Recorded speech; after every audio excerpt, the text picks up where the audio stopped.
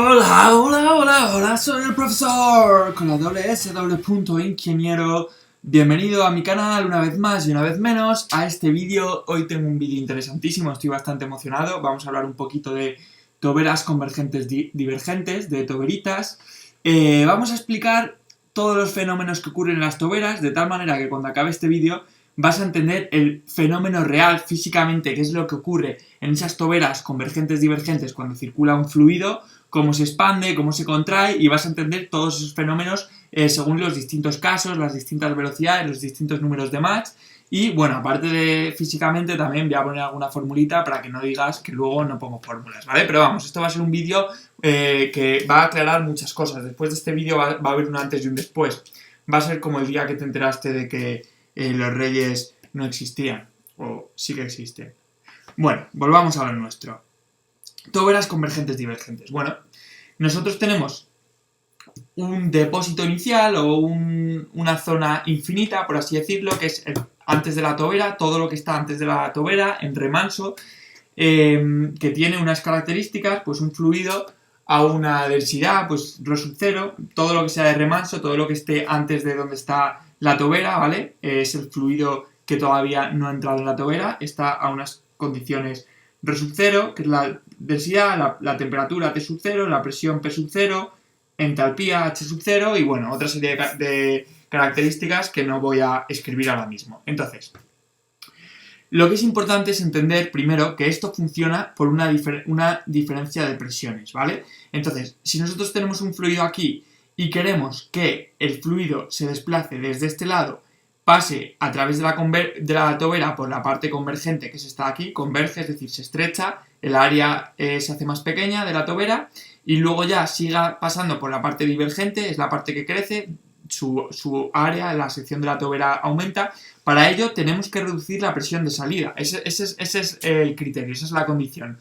Para que haya un flujo de izquierda a derecha, la presión de la derecha tiene que ser menor que la de la izquierda. Es decir, solamente si P sub S, la presión de salida, que es la que hay aquí en este depósito de salida, es menor que la presión de entrada o la presión del depósito inicial, la presión de remanso, solamente en ese caso va a haber un flujo a través de la tobera.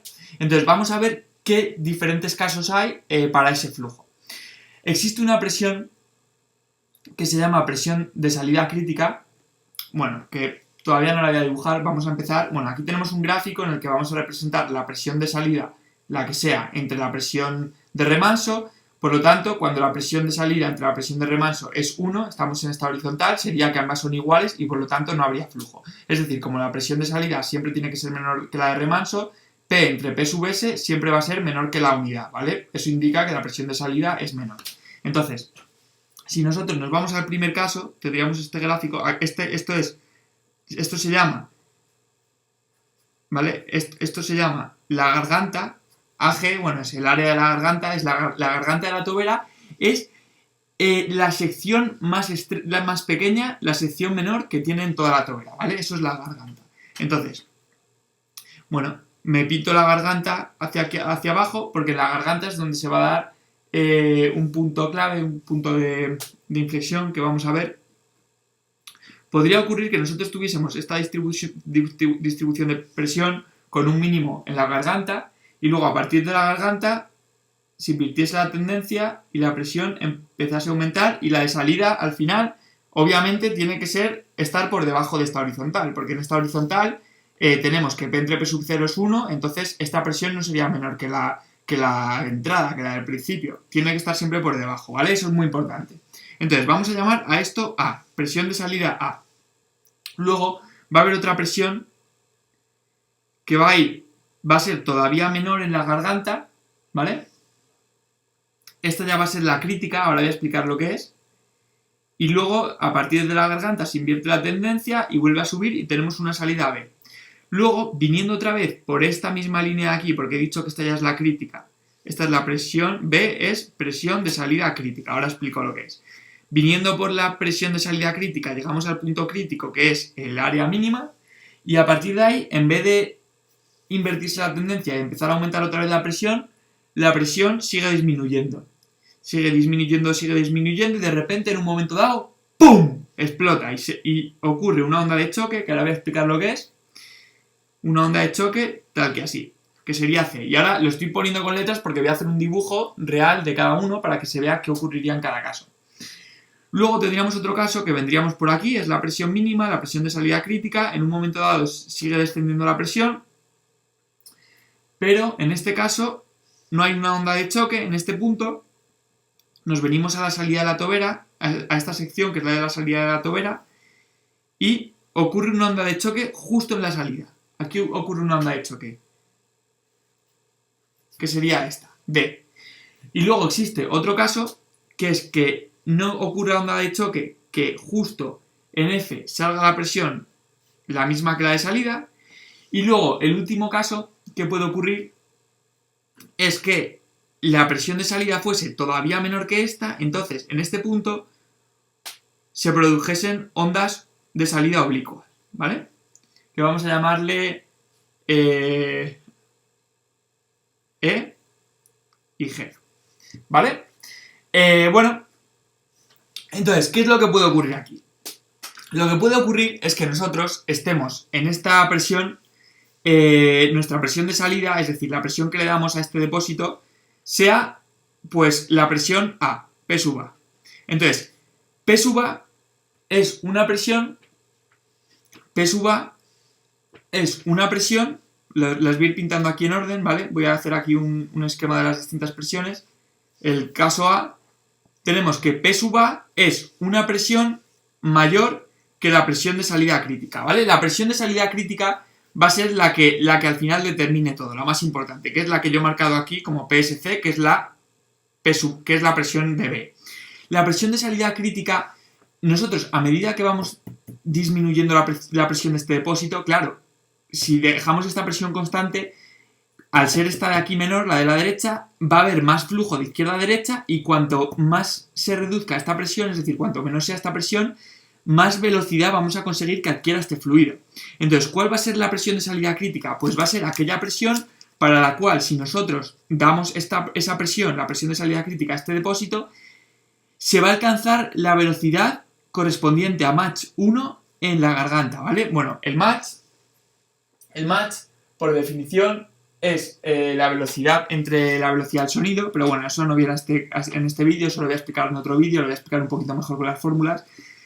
Entonces, la presión de salida crítica va a ser aquella para la cual se va a alcanzar en la garganta un Mach, una velocidad correspondiente a Mach 1. Entonces, lo que tenemos que saber es que siempre que en la tobera haya Mach menor que 1, vamos a estar en unas condiciones de flujo subsónico, es decir, por debajo del sonido, por debajo de la velocidad del sonido, y la tobera, el fluido dentro de la tobera se va a comportar de forma isentrópica y vamos a poder utilizar pues nuestras ecuaciones isentrópicas en las que la entropía se conserva. Pero si reducimos esa presión de salida crítica, aquí ponemos una presión menor que la de salida crítica, pues si la de salida crítica es 5, pues ponemos 4, entonces se va a alcanzar un Mach mayor que 1, no en la garganta, porque en la garganta el Mach máximo en la garganta, es 1, eso por definición, bueno, se puede demostrar, pero eso aquí hay que aprenderlo porque no lo voy a demostrar. Y si redujésemos esa presión, como estoy diciendo, de salida crítica, en la parte divergente, es decir, a la derecha de la garganta, se alcanzarían Mach mayor que 1. Y siempre que haya Mach mayor que 1, se va a producir una onda de choque, que es lo que he pintado aquí, que ahora voy a explicar lo que es, que, bueno, cambiaría todas las propiedades del fluido y dejaría de comportarse de forma isentrópica. Pero bueno, vamos a explicar todo esto lo que significa. Entonces, primer caso, estamos en una presión de salida P sub A que es mayor que la presión de salida crítica. Claro, la presión de salida crítica es la B y estamos un poquito más arriba, es una presión mayor. Entonces, ¿qué pasa? El flujo por aquí en la parte convergente tiene Mach menor que 1. El Mach, vamos a llamarle Mach 1, el Mach en la zona convergente siempre, por definición, va a ser menor que 1. No se puede alcanzar en la zona convergente un Mach mayor que 1. Pero, si estamos en esta presión, el Mach en la garganta, que he dicho que el máximo es 1, va a ser menor que 1, porque todavía no hemos bajado hasta la presión de salida crítica. Y el Mach en la zona divergente, entonces va a ser también menor que 1. Toda la tobera va a tener un Mach menor que 1, o sea, en este caso, Mach siempre es menor que 1. La tobera, el flujo en la tobera siempre va a ser isentrópico, va a ser subsónico por debajo de la velocidad del sonido, eso es lo que me dice que el Mach sea menor que 1. y entonces va a haber flujo isentrópico. Vamos a poder utilizar todas las ecuaciones de entropía constante, bueno, termodinámicamente, cuando la entropía es constante, ya sabemos que hay muchas ecuaciones que se pueden deducir que me permiten deducir presiones en el inicio y en el final, temperaturas en el inicio y en el final, gracias a que cuando hay un comportamiento isentrópico se puede relacionar muy fácilmente con una serie de ecuaciones termodinámicas las propiedades del fluido al final y al principio y sacar absolutamente la situación como una foto del fluido en cada punto, ¿vale? Eso es lo que se puede hacer en este caso. Si ya nos bajamos a la presión de salida crítica, en el caso B, cuando la presión B es la presión de salida crítica, entonces hemos reducido la presión de aquí lo suficiente para que en la garganta se alcance Mach 1. Entonces, el Mach, como he dicho, el Mach 1 antes de la garganta, en la parte convergente, es menor que 1 porque siempre lo es, pero ya estaríamos en la zona crítica, por lo tanto, justo en la garganta se alcanza el Mach 1. En teoría dejaría de ser isentrópico, pero como estamos en la zona crítica y ya vuelve a subir la presión, se recupera. Después de la garganta, el Mach vuelve a ser menor que 1. Es decir, aquí el Mach 2, vamos a ponerlo aquí mejor. Mach siempre, con la S siempre es menor que 1. Luego aquí, en el caso B, el Mach 1 es menor que 1. En la garganta, que es el Mach en la garganta, Mg, es 1. Y luego el Mach 2, que es en la zona divergente, es otra vez menor que 1. Es decir, nunca se supera el Mach 1 y por lo tanto el flujo siempre es subsónico, solamente es sónico. Es decir, el flujo alcanza la velocidad del sonido solamente en la garganta, pero es un instante porque luego vuelve a bajar. Entonces se puede decir que la tobera, o sea que el flujo en la tobera tiene comportamiento isentrópico. Y me vuelven a valer todas esas ecuaciones que he dicho, que si no las sabes, las vamos a aprender porque las vamos a ver en otros vídeos, ¿vale? Igual que he dicho que lo del Mach, que es el Mach, lo voy a explicar en otros vídeos y luego las ecuaciones isentrópicas son bastante sencillas, no os preocupéis que las voy a explicar todas. Bueno, pasamos al siguiente caso, el caso C. En el caso C es que la presión de salida ya está por debajo la presión, bueno, no vamos a llamarla PSC, vamos a llamarla simplemente PC, ¿vale? PSC es la presión de salida crítica y PC es la presión en C. La presión en C es menor que la presión de salida crítica. Ojo, hemos bajado esta presión y por lo tanto, si para la presión de salida crítica aquí fuera, en la garganta se alcanzaba Mach 1, si reducimos esta presión, todavía va a haber más velocidad. Y aquí se va a alcanzar un Mach, bueno, el Mach, como es el máximo es 1, se va a alcanzar un Mach mayor que 1 en la parte divergente. ¿Por qué? Porque en la convergente, el Mach 1 siempre es menor que 1. He puesto antes menor que 0, eso es un error. Menor que 1, ¿vale? Que me equivoqué. Me equivoqué. No, vale, sí, vale, pues sigo. Mach menor que 1, ¿vale? Aquí, luego en la garganta se alcanzará Mach 1, porque nunca puede ser mayor que 1. Puede ser menor que 1 si estamos en una presión de salida por encima de la crítica, y si estamos en la crítica o por debajo de la crítica, entonces en la garganta habrá un Mach 1. Y se dice que la tobera se bloquea, que es... ahora voy a explicar lo que es, que la tobera esté bloqueada. Bueno, el Mach 2 va a ser mayor que 1, ¿vale? Porque ya al estar por debajo de la presión de salida crítica, aquí vamos a tener velocidades por encima de la del sonido, y entonces, en teoría, en la presión de salida crítica se produciría una onda de choque en la garganta, que aquí no se produce. Ahora explico lo que es la onda de choque, que no se produce por la presión de salida crítica, porque he dicho que un instante después estamos en la parte divergente y el Mach es menor que 1. Pero según vamos reduciendo la presión desde la presión de salida crítica, hay una onda de choque que se va produciendo, pues al principio, en teoría, en la garganta para la presión de salida crítica, y a medida que se va disminuyendo, la onda de choque se va alejando una distancia de la garganta hacia la derecha, hasta que llegue a la salida de la tobera. ¿Qué es la onda de choque? Bueno, eso es muy sencillo. Vamos a, por ejemplo, estamos en C, ¿vale? La presión C es menor que la presión de salida crítica, ¿vale? Entonces, por aquí en algún punto, que se podrá calcular dónde, se va a producir una onda de choque. Por ejemplo, aquí, ¿vale? Entonces, la onda de choque es que nosotros tenemos... La onda de choque es que nosotros tenemos, antes de que se produzca la onda de choque, es decir, a ver que se vea bien, cuando estamos todavía aquí, el flujo va por aquí, antes de llegar al punto, estamos antes de la onda de choque, tenemos una velocidad que va a ser, su Mach va a ser mayor que 1, porque si no, no se produce onda de choque. Para que se produzca onda de choque tenemos que estar por debajo de la presión de salida crítica, que es el único caso en el que en la parte divergente vamos a tener un Mach superior a la unidad. Bueno, y vamos a tener luego pues una densidad 1, una temperatura 1, una presión 1, etc. ¿Qué va a ocurrir? Que se va a producir esa onda de choque que he dicho que según va disminuyendo la presión respecto a la de salida crítica, se va desplazando hacia la derecha desde la garganta y hasta la sección de salida. Y lo que va a ocurrir es que van a cambiar todas las propiedades del fluido. Es decir, se va a producir una onda de choque que es en un instante, va a cambiar su velocidad, va a cambiar su densidad, va a cambiar su temperatura y va a cambiar su presión. Va a cambiar todo. Todas las propiedades van a cambiar.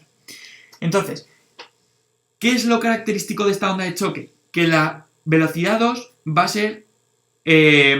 ser la referida a un Mach menor que 1. Es decir, lo que va a ocurrir es que se ha estado acelerando mucho el fluido, se ha alcanzado una velocidad, un Mach mayor que 1, y en un momento dado hay una onda de choque porque es inestable y ¡pum! Cambian las propiedades, se reduce la velocidad para que la velocidad vuelva a estar por debajo de la velocidad del sonido y ya vuelva a estar en un estado más equilibrado que el que tenía antes, que era de mucha energía. Era un estado bastante inestable. Entonces, bueno, una cosa que sí que quiero que sepáis antes de explicar lo que pasa en el resto de casos es que lo único que se conserva en una onda de choque son la entalpía de remanso y la temperatura de remanso. H sub 0 y T sub 0 se conservan, porque hay una formulita que dice que la entalpía de remanso es el calor específico a presión constante por la temperatura de remanso. Por eso, como están relacionadas estas dos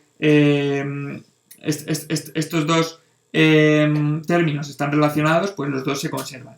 La entalpía de remanso y la temperatura de remanso no es ni la que tiene aquí ni la que tiene aquí, sino que es la que tiene en el depósito, por así decirlo, del que viene, ¿vale? En la zona infinita que todavía no es tobera de la que viene el fluido. Entonces, se podría decir que el fluido ya esté aquí después de la onda de choque o antes de la onda de choque, la temperatura de remanso que tuvo, la temperatura original que tuvo es la T sub 0, no ha cambiado. Y la H sub 0, da igual en qué lado estemos. Pero, por ejemplo, el resto de elementos, o sea, el resto de términos del estado sí que cambian todos. Es decir, la presión de remanso antes y después va a cambiar. Significa eso que la presión de remanso antes de la onda de choque es la que teníamos en el depósito inicial, la presión que hubiese allí, pero una vez ocurre la onda de choque, la P sub 0, la presión de remanso, ha cambiado.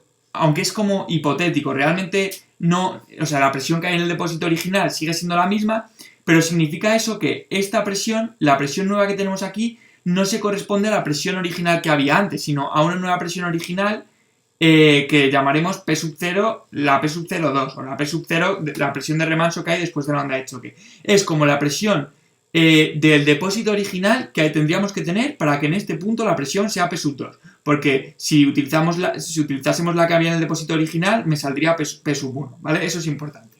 Bueno, si seguimos reduciendo la presión de salida, hay una presión de salida que aquí es F, que se llama presión de salida subcrítica. La F es la presión de salida subcrítica, ¿vale? Presión de salida subcrítica, PSS. Entonces, la presión de salida subcrítica es, nosotros según vamos reduciendo la presión de salida, entre la presión de salida crítica y la presión de salida subcrítica, lo que estamos haciendo es la onda de choque, desplazarla desde la garganta hasta la sección de salida. Una vez nos acercamos disminuyendo la presión de salida subcrítica, a la F, ya estamos llegando con nuestra onda de choque aquí. Y en teoría la onda de choque se produciría fuera de la tobera, ya se produciría en el depósito de salida. Entonces, lo que ocurre en ese caso es que se producen ondas oblicuas, ¿vale? Vamos a dibujarlo. En el caso de las ondas oblicuas, bueno, vamos a dibujarlo en orden, así queda más claro. Nosotros, en los casos A y B, no hay onda de choque. Simplemente, en los casos A y B, pues en el A estamos con una presión de salida mayor que la crítica, no se produce onda de choque, el flujo sale tal cual, con las mismas propiedades que entra, de remanso y tal, y todo se puede calcular con ecuaciones isentrópicas. Luego, en el caso B, lo mismo. Estamos en la presión de salida crítica, pero como he explicado, no hay problema. Alright. Luego, en el caso C, ya si nosotros tenemos aquí nuestra tobera, así, ¿vale? Que viene el flujo así. Hemos dicho que en el caso C ya hemos reducido la presión de salida crítica, entonces la onda de choque se va a producir más a la derecha que la garganta. Es decir, por ejemplo, aquí. Aquí se va a producir una onda de choque, ¡pum!, en este punto de la tobera. Van a cambiar mucho las propiedades, es decir, aquí, en esta zona de aquí, entre la garganta y la onda de choque, teníamos un match superior a 1, la única zona de la tobera, en la parte divergente, donde tenemos un match superior a 1, y en el momento que se produce la onda de choque, el match vuelve a ser inferior a 1, y ya tenemos una salida normal. La onda sale a velocidad inferior a la velocidad del sonido, y tenemos una salida homogénea. Después, si nos vamos al caso D, a este de aquí, ya estamos en el punto límite. Entonces, en el punto límite, lo que ha pasado es que la onda de choque no solo que no ocurre en la garganta, sino que como ya hemos llegado a la presión de salida subsónica, entonces la tobera... Claro, nosotros el punto D es justo un instante antes de llegar a la sección de salida, que no sé si antes lo he explicado. Es justo un instante antes de llegar a la sección de salida. Entonces, en vez de ser la onda de choque aquí en la garganta o aquí, donde ha sido esta, ya la onda de choque se produce a la salida. Se produce aquí. Es decir, desde la garganta hasta aquí, todo el match es mayor que 1. Todo el match en la zona divergente es mayor que 1. Y la onda de choque se produce aquí, pero al producirse justo en la salida, pues justo un instante antes de la salida tenemos un match mayor que 1, bastante mayor que 1, puede ser a lo mejor de 3 veces la velocidad del sonido. Y justo después de la onda de choque, que es en el mismo instante que alcanzamos la salida, ya la velocidad va a ser menor que match 1, porque se ha producido una onda de choque, que eso es lo que hace la onda de choque. Y por lo tanto la salida va a ser otra vez homogénea. Pero, sin embargo, si seguimos reduciendo la presión, estamos en G o en E, ¿vale? E también es de G, aunque está por encima, como son ondas oblicuas, pueden quedar arriba o pueden quedar abajo, porque son súper inestables. Vamos, eso es un peligro para la cavitación y demás, pero bueno, tema aparte. Entonces, en este caso, lo que estamos es aquí.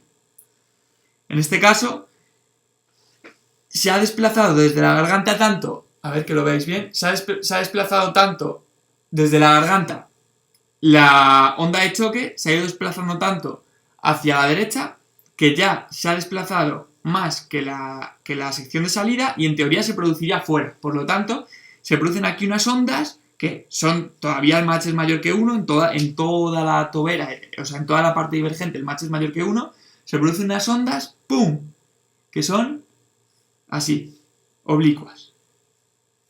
Y se empiezan a cruzar. Y ya, bueno, no tengo más papel para dibujarlo, pero ya empiezan a hacer así, así, y se empiezan a cruzar. Y son unas ondas totalmente descabelladas y locas. Bueno, lo importante la conclusión importante que tenemos que sacar de este vídeo es, primero, que el match en una tobera, si estamos por encima de la presión de salida crítica, siempre va a ser mayor que la unidad. Que hay un valor que es de presión de salida, que es la crítica, a partir del cual se alcanza un match, la unidad en la garganta, que es el match máximo que se puede alcanzar en la garganta, y que si seguimos reduciendo la presión de salida, entonces en la parte divergente de la tobera vamos a empezar a superar los match 1 y se van a producir ondas de choque, a no ser que reduzcamos tanto la presión de salida que sea menor que la presión de salida subsónica, que es aquella en la cual la onda de choque se produciría en el extremo final de la tobera, en la sección de salida, y por lo tanto, si lo conseguimos reducir, las ondas de choque hipotéticamente se producirían fuera, y lo que físicamente ocurre es que se producen unas ondas de choque que son muy, muy, muy inestables. Lo que tenemos que saber es que cuando se produce una onda de choque, cambia las propiedades del fluido. La finalidad de esa onda de choque es volver a alcanzar el equilibrio, y lo que hace es reducir la velocidad, y el match vuelve a ser menor que 1 después de la onda de choque. Antes de la onda de choque el match es mayor que 1, y después de la onda de choque es menor que 1. Y lo que tenemos que saber es que todas las propiedades y las de remanso, que son las que hipotéticamente había en el depósito inicial, cambian, menos la temperatura de remanso y la entalpía de remanso, que sí que son las reales que había, ¿vale? Y ojo, aunque aquí, por ejemplo, en este punto antes de la garganta y antes de la onda de choque, la presión de remanso sí que es la que hay aquí, después de la onda de choque la presión de remanso ya no es la que hay aquí, es una hipotética que sería la que haría que después de la onda de choque tengamos la presión que realmente vamos a tener. Eso se puede todo calcular muy fácilmente con unas fórmulas que están tabuladas. Hay unas tablas que se llaman tablas de toberas convergentes divergentes, o no sé cómo se llaman, tablas de velocidades, tabla de velocidades de flujos compresibles, o no sé cómo se llama, porque esto es todo para flujos compresibles, que lo que tienen tabulado son estas fórmulas.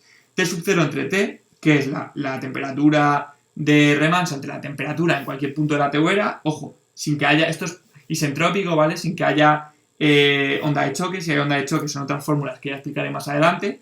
Sería la velocidad del sonido de remanso al cuadrado entre la velocidad del sonido, sin el remanso, nada, entre la velocidad del sonido en el punto, y eso es igual a 1 más gamma menos 1 entre gamma, para el gas en concreto que sea, por m al cuadrado, la velocidad del match en el punto en el que lo queremos calcular. Luego también para la presión de remanso entre la presión es 1 más gamma menos 1 partido de 2 por m cuadrado, todo ello elevado a gamma entre gamma menos 1. Y finalmente, para las densidades, ρ sub 0 entre ρ es 1 más gamma, joder, que bien me sé, más gamma menos 1 entre 2, m cuadrado elevado a 1 entre gamma menos 1. ¿Vale? Con estas fórmulas, lo normal es que nos den, lo habitual, porque son valores conocidos, que nos den las características, las propiedades del fluido, del gas o de lo que sea, de remanso, es decir, antes de entrar al depósito, en el depósito de entrada, por así decirlo, y en función de eso pues vamos a poder calcular el resto de propiedades en cualquier punto de la tobera. Bueno, espero que se haya entendido, espero que me perdonéis si habéis aguantado hasta este punto por el rollo, por lo largo que ha sido y sobre todo porque sé que me ha pasado que a veces he estado escribiendo y no lo habéis estado viendo porque tenía la hoja demasiado alta o demasiado baja. Eso lo tendré que solucionar, supongo que me tendré que comprar una pizarra al final como únicos, pero bueno, nada, solamente que si te ha servido, que si te ha gustado, que por favor que se lo cuentes a tus compañeros, que les digas que a lo mejor hay partes en las que no se ve, pero que lo escuchen hasta el final, porque al final hago un resumen muy bueno y la verdad que es útil, ¿no? Yo creo que es útil.